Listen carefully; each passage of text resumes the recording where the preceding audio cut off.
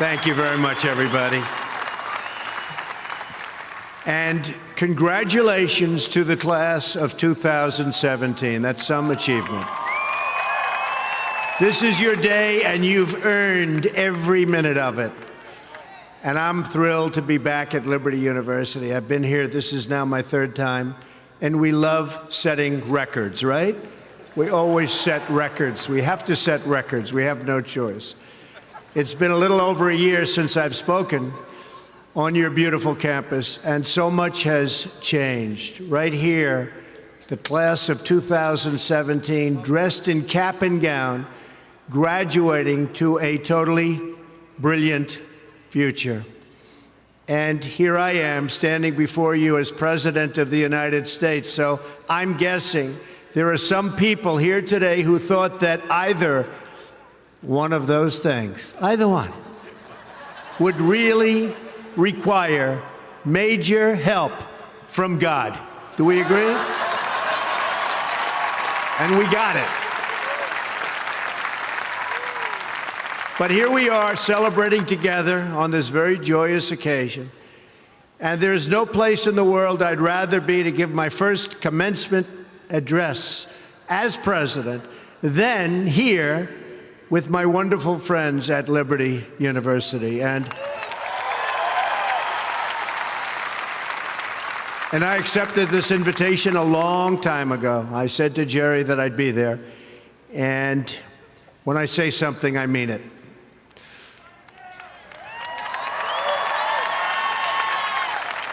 I want to thank President Jerry Falwell and his incredible wife, Becky. Stand up, Becky. For their kind words, their steadfast support, and their really wonderful friendship. Let me also extend our appreciation to the entire Falwell family, Trey, Sarah, Wesley, Laura, and Caroline. Thank you for everything you do to make this university so exceptional, one of the truly great schools. Most importantly, to our new graduates, each of you should take immense pride in what you have achieved. There's another group of amazing people we want to celebrate today, and they are the ones who have made this journey possible for you. And you know who that is? Nobody. You forgot already. You're going to go out. You're going to do whatever you're going to do. Some are going to make a lot of money. Some are going to be even happier doing other things. They're your parents and your grandparents. Don't forget them. You haven't forgotten yet, have you? Never, ever forget them. They're great. And especially this weekend, let's make sure we give a really extra special thanks to the moms. Don't forget our moms, because graduates, today is your day. Today is your day. But in all of this excitement, don't forget that tomorrow is Mother's Day, right? I had a great mother. She's looking down now, but I had a great mother. I always loved Mother's Day. We're also deeply honored to be joined by some of the nearly 6,000 service members, military veterans, and military spouses who are receiving their diplomas today. Would you please stand? Please stand. Wow.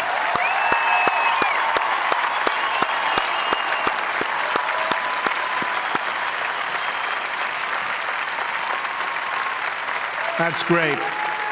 Thank you very much. Great job.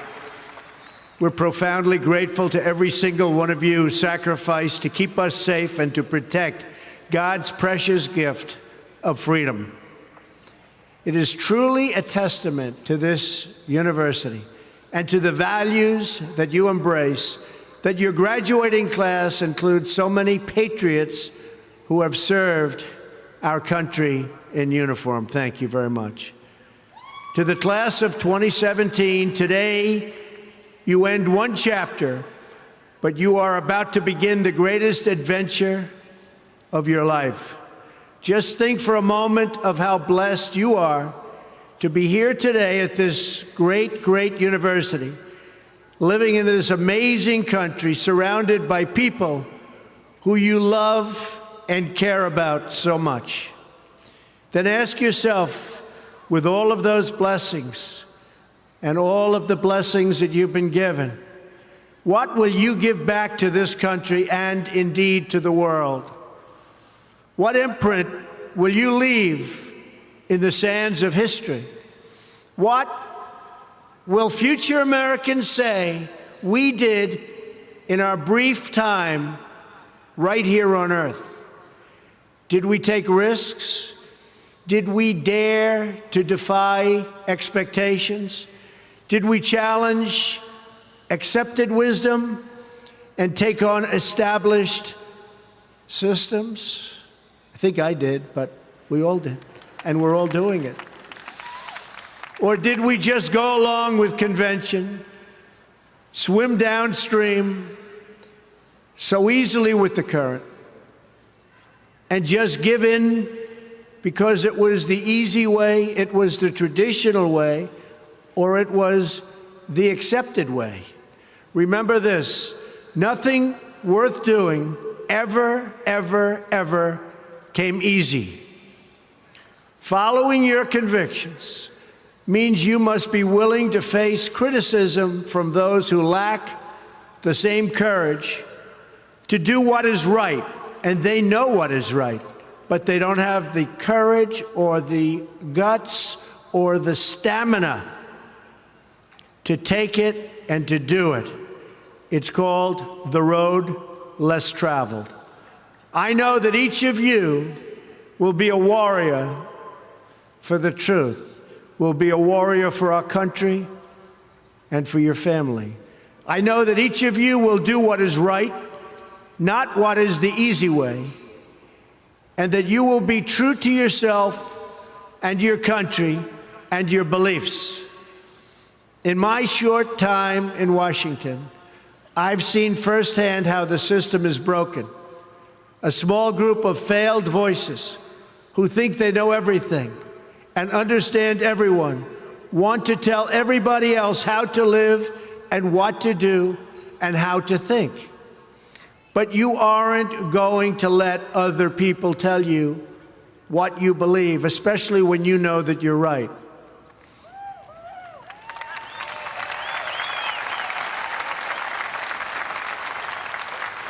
And those of you graduating here today who have given 500,000 hours of charity last year alone, unbelievable amount of work and charity, and few universities or colleges can claim anything even close.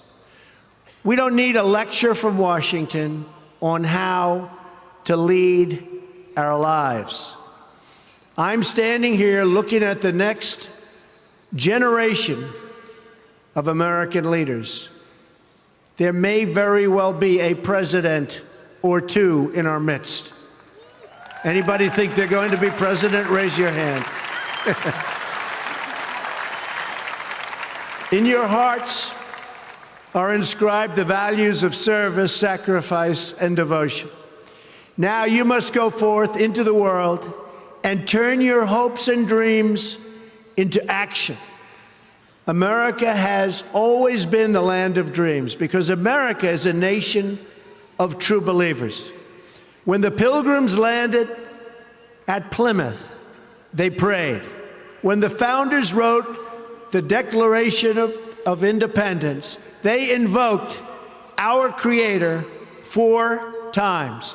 Because in America, we don't worship government, we worship God.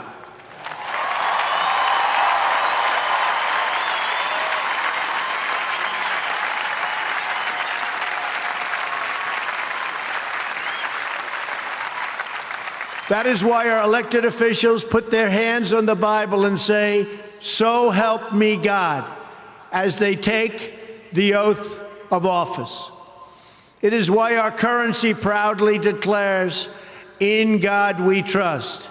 And it's why we proudly proclaim that we are one nation under God every time we say the Pledge of Allegiance.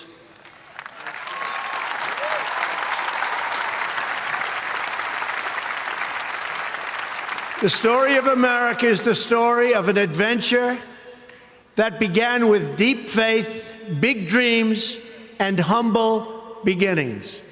That is also the story of Liberty University.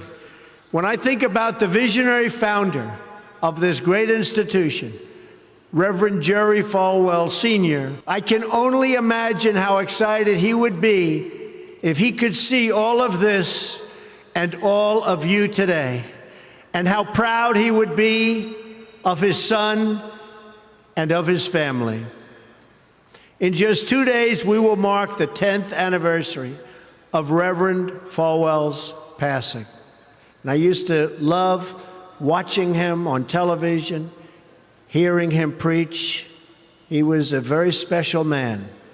He would be so proud, not just at what you've achieved, but of the young men and women of character that you've all become. And Jerry, I know your dad is looking down on you right now, and he is proud. He is very proud. So congratulations on a great job, Jerry.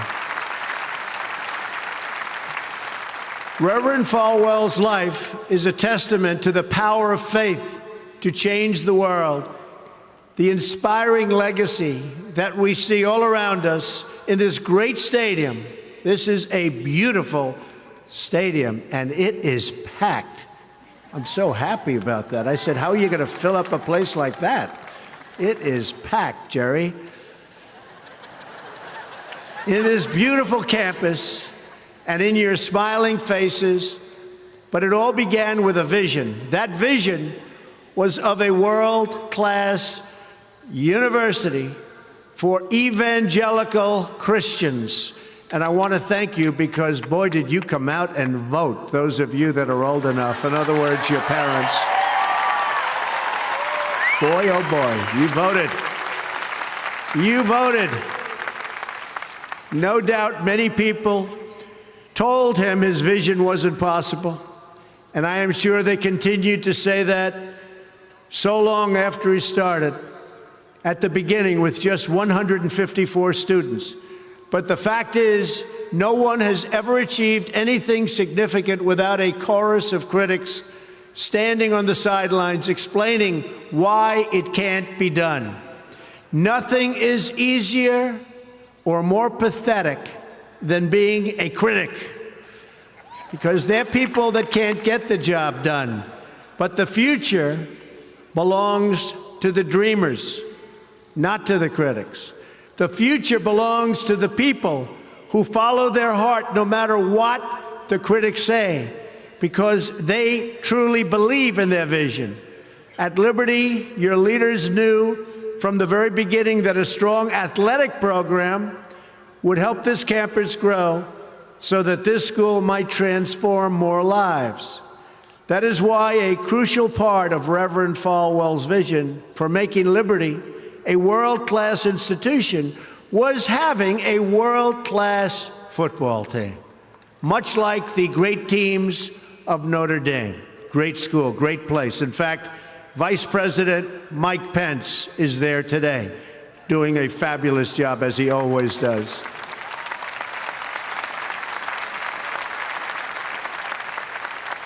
A few years ago, the New York Times even wrote a story on the great ambitions of the Liberty Flames. That story prompted a longtime president of another school to write a letter to Jerry. It's a letter that Reverend Falwell would have been very, very pleased to read. Jerry tells me that letter now hangs in the wall in the boardroom of your great university. It came from the late Father Theodore Hesburgh, who was the beloved president of the University of Notre Dame 35 years ago. Like this school's founder, he was a truly kind-hearted man of very, very deep faith. In the letter, Father Hesburgh recalled that Notre Dame's own meteoric rise from a small Midwestern school to a national football powerhouse. And then he wrote something so amazing and generous. He wrote, "I think you are on that same trajectory now, and I want to wish you all the best and encourage you from the starting and from being able to start. very small, and arriving in the big time. Thanks to hard work, great faith, and incredible devotion, those dreams have come true. As of February of this year, the Liberty Flames are playing in the FBS, the highest level of competition in NCAA football. Don't clap. That could be tough. Don't clap. That could be tough. I'm a little worried. I don't want to look at some of those scores here. Jerry, are you sure you know what you're doing here? Those other players are big and fast and strong, but I have a feeling you're going to do very well, right? From the most humble roots, you've become a powerhouse in both education and sports. And just wait until the world hears the football teams you'll be playing on your schedule starting next season. President Falwell gave me a list of some of those schools, the ones you're going to be playing 2018. Would you like me to read the names? Just came out. Would you like to hear them? I'm a little bit concerned. UMass, Virginia, Auburn. Jerry, are you sure you know what you're doing? Jerry, Auburn. I don't know about that, James. This could be trouble, Jerry. Rutgers, Old Dominion, Brigham Young, Army. I might be at that game. Who am I supposed to root for? Tell me. I don't know. That's a tough one, Jerry. I don't know, Jerry. I'm going to have to think about that one, Jerry. Buffalo, Troy, Virginia Tech. Oh, no, Jerry. Ole Miss. And Wake Forest. Those are really top schools. That's maybe in 4 or 5 years I'll come to a game, right? You'll build it up.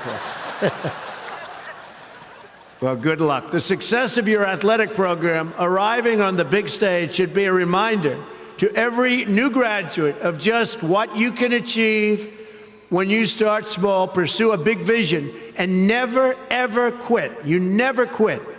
If I give you one message to hold in your hearts today, it's this: never, ever give up. There'll be times in your life you'll want to quit, you'll want to go home. You'll want to go home perhaps to that wonderful mother that's sitting back there watching you and say, Mom, I can't do it. I can't do it. Just never quit. Go back home and tell Mom, Dad, I can do it. I can do it. I will do it. You're going to be successful. I've seen so many brilliant people. They gave up in life. They were totally brilliant. They were top of their class. They were the best students. They were the best of everything. They gave up. I've seen others who really didn't have that talent or that ability, and they're among the most successful people today in the world because they never quit and they never gave up. So just remember that. Never stop fighting for what you believe in and for the people who care about you. Carry yourself with dignity and pride. Demand the best from yourself, and be totally unafraid to challenge entrenched interests and failed power structures. Does that sound familiar, by the way? The more people tell you it's not possible, that it can't be done, the more you should be absolutely determined to prove them wrong. Treat the word impossible as nothing more than motivation. Relish the opportunity to be an outsider. Embrace that label. Being an outsider is fine. Embrace the label, because it's the outsiders who change the world and who make a real and lasting difference. The more that a broken system tells you that you're wrong, the more certain you should be that you must keep pushing ahead. You must keep pushing forward. And always have the courage to be yourself. Most importantly, you have to do what you love. You have to do what you love. I've seen so many people, they're forced through lots of reasons, sometimes including family, to go down a path that they don't want to go down, to go down a path that leads them to something that they don't love, that they don't enjoy. You have to do what you love, or you most likely won't be very successful at it. So do what you love. I want to recognize a friend who is here with us today, who can serve as an inspiration to us all. Someone who doesn't know the meaning of the word quit. Real champion. A true champion. Both on the field, off the field. He's a Hall of Fame quarterback for the Buffalo Bills. Really a good friend of mine, an amazing guy. Jim Kelly. Where's Jim? He's here someplace. Where's Jim? Stand up, Jim. What a great man. Jim Kelly. He was tough.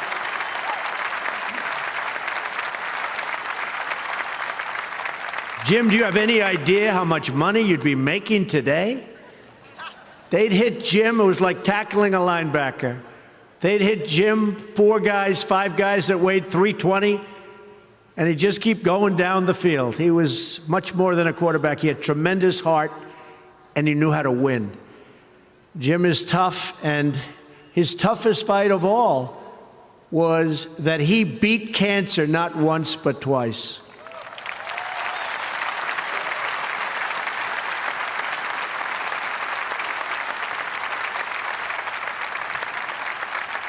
And I saw him and his incredible wife as they were in a very low moment.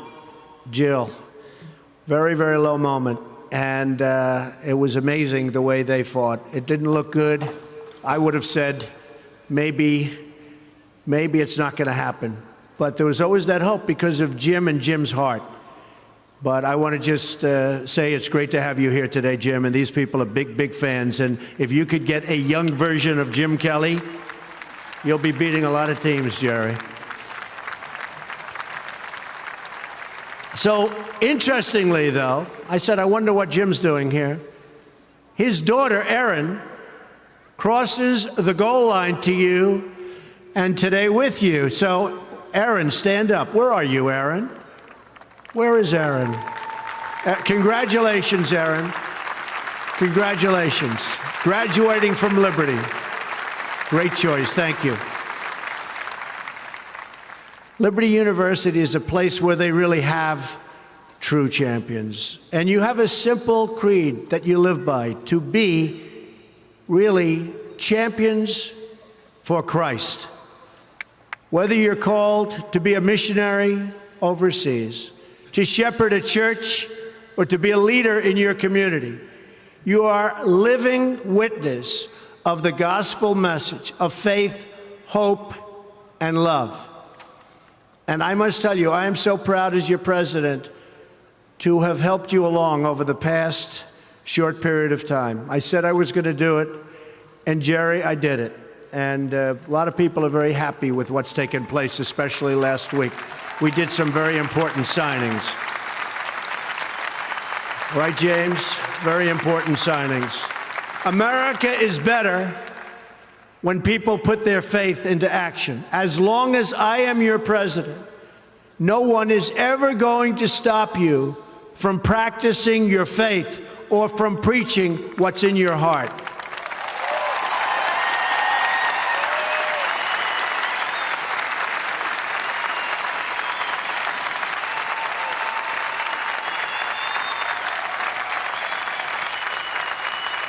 We will always stand up for the right of all Americans to pray to God and to follow his teachings.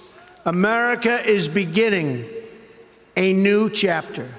Today, each of you begins a new chapter as well. When your story goes from here, it will be defined by your vision, your perseverance, and your grit. That's a word Jim Kelly knows very well, your grit. In this, I'm reminded of another man you know very well and who has joined us here today. His name is George Rogers, Liberty University CFO and Vice President for a quarter of a century. During World War II, George spent 3.5 years as a prisoner of war. He saw many of his fellow soldiers die during the Bataan Death March. He was the victim of starvation and torture as a prisoner of war. When he was finally set free, he weighed just 85 pounds and was told he would not live past the age of 40. Today, George is 98 years old.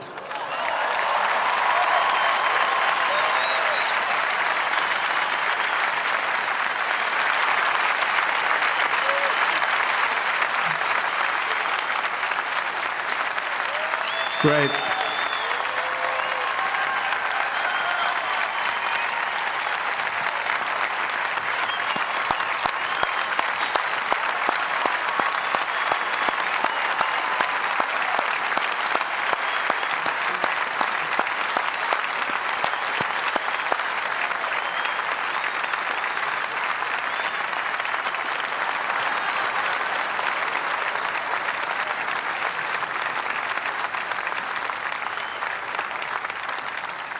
That's so great, George. If anyone ever had reason to quit, to give in to the bitterness and anger that we all face at some point, to lose hope in God's vision for his life, it was indeed George Rogers. But that's not what he did. He stood up for his country.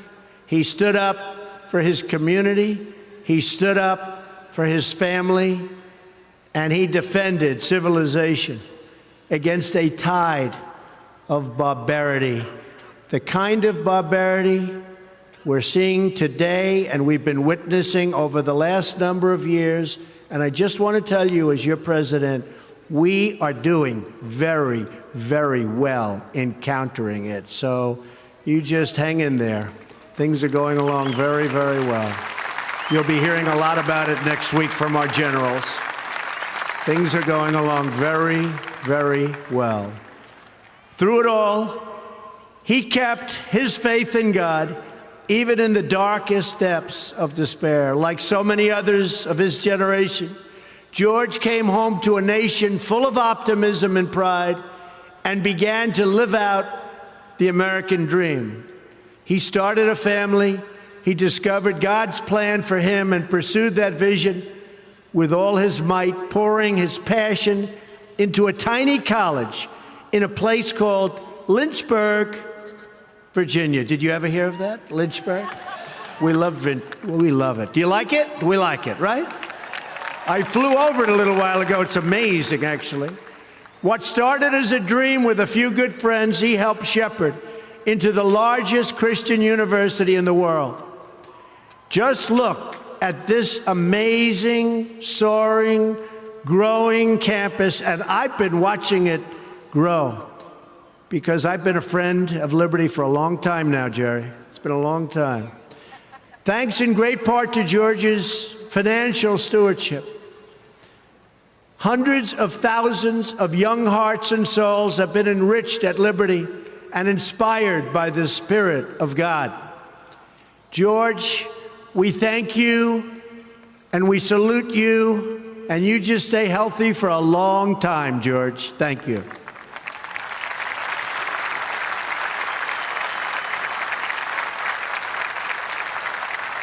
Now it falls on the shoulders of each of you here today to protect the freedom that patriots like George earned with their incredible sacrifice.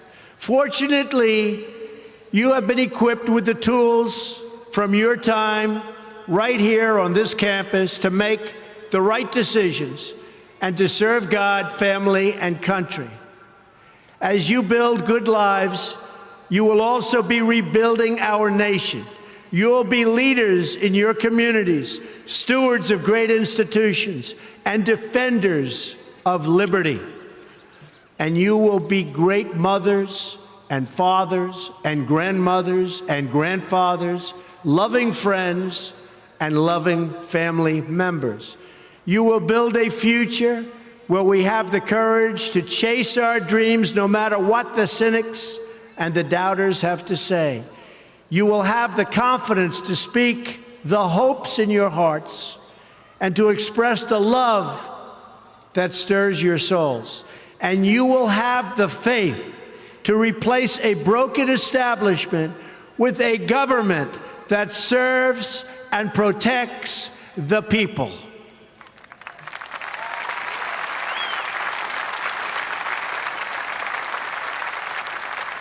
We must always remember that we share one home and one glorious destiny. Whether we are brown, black, or white, we all bleed the same red blood of patriots. We all salute the same great American flag, and we are all made by the same Almighty God. As long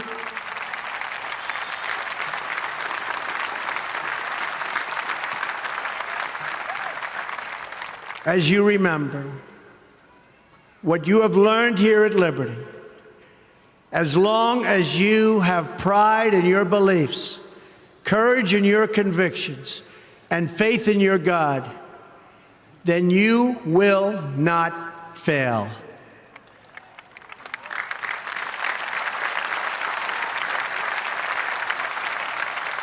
And as long as America remains true to its values, loyal to its citizens, and devoted to its Creator, then our best days are yet to come. I can promise you that.